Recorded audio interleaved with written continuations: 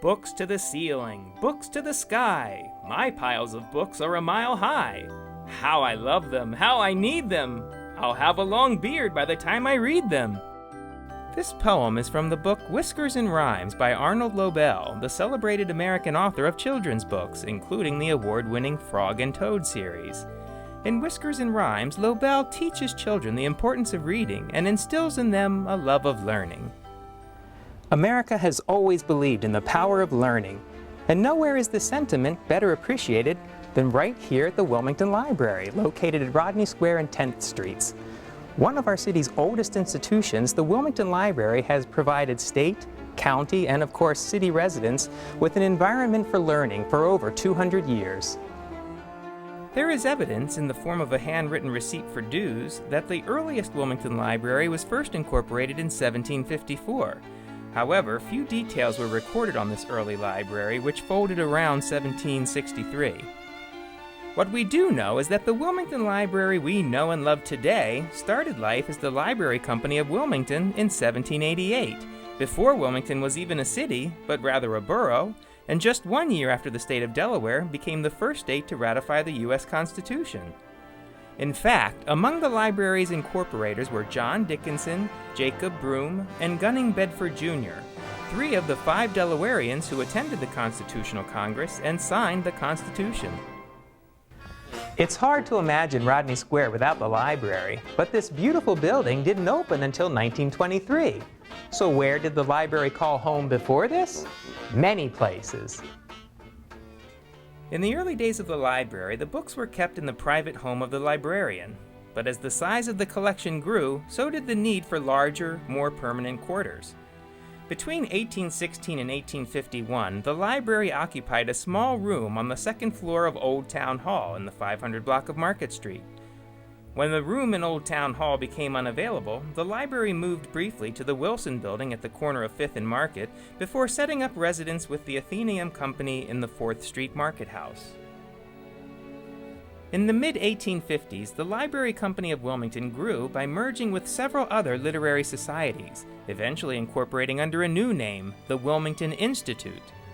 The new organization purchased the former mansion of John Dickinson, one of the original incorporators of the library, at 8th and Market Street. The mansion was razed and a new building was constructed to meet the needs of the rapidly growing library. Beginning in 1859, the library functioned as more than just a place to read. It also offered technical classes to Wilmington's growing number of tradesmen.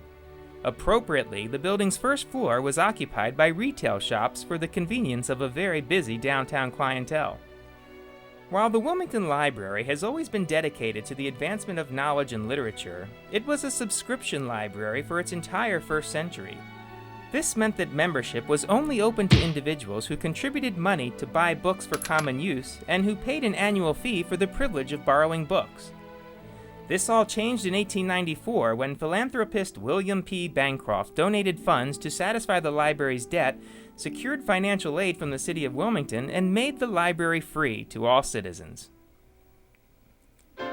During the early 20th century, the library once again felt the need for improved space. Who should come to the rescue of the organization but Pierre S. DuPont, the legendary philanthropist who also led a sweeping reform of Delaware's public school system. P.S. DuPont donated the property for the current building, which was the original site of the First Presbyterian Church. The church was moved to a new location on South Park Drive at West Street, which is where you'll find it today. In May of 1923, the new Wilmington Library opened to the public. The library was built in an eclectic Roman imperial style, a style especially evident from the impressive Roman Ionic columns along the building's exterior.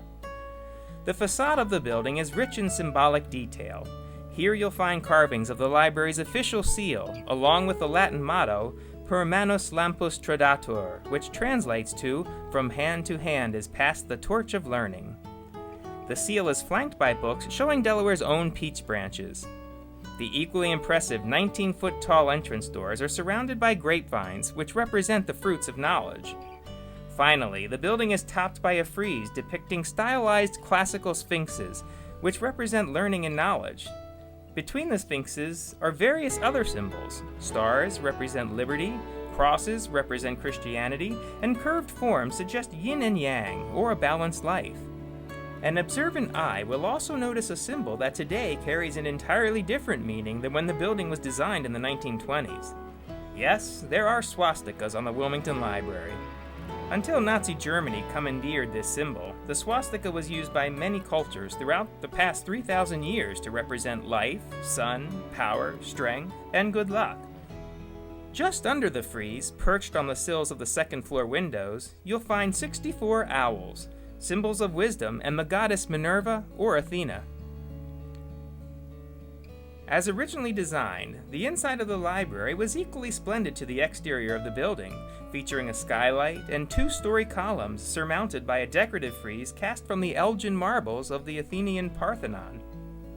The interior was extensively renovated between 1969 and 1971, with the original 2 floors being redesigned into 3 floors. The skylight was removed, along with the 2-story columns, although pieces of the frieze honoring the goddess of wisdom, Athena, were preserved and reinstalled.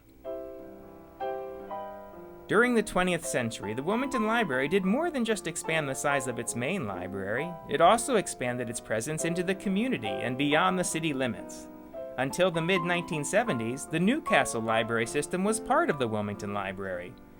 Over the years, the library operated several branch locations, including the original Concord Pike Library, the Kirkwood Highway Library, and the original Woodlawn Library, to name a few. The library also operated Delaware's first bookmobile, as well as hospital carts in area hospitals, which no doubt helped patients pass the time during lengthy convalescences.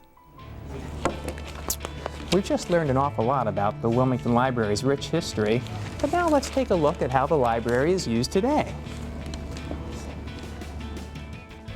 The heart and soul of the library remains its collection of books and periodicals. Each year, the library spends about $200,000 on new acquisitions, which can be enjoyed without even leaving the library in the first floor's cheerful and open reading room. This room is also home to a changing art display. Here we see a temporary exhibition of selections from the library's extensive collection of World War I posters. The library is a featured location on Wilmington's monthly Art on the Town art loop. Also on the first floor is the audiovisual department, as well as a used book sale room, which is run by the Friends of the Library, a dedicated corps of volunteers who support the library in a variety of ways. Finally, the first floor is home to the children's department. In addition to age-appropriate reading materials, the library hosts storytime activities, puppet shows, and other special events. The second floor, or mezzanine, is home to nonfiction titles, as well as the library's Delaware collection.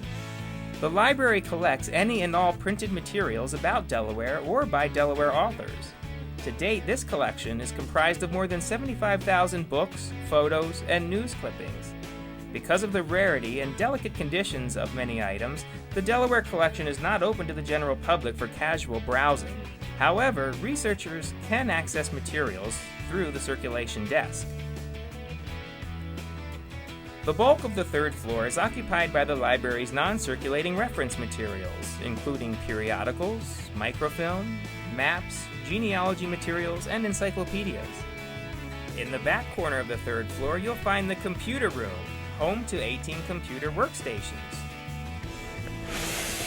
The Wilmington Library is a living shrine to knowledge, and I'm so glad you took the time to join me to learn more about this important and historic landmark. I also hope you'll take full advantage of the other wonderful resources right here in Wilmington. For Wilmington in the middle of it all, for Where in Wilmington, I'm Rich Neumann.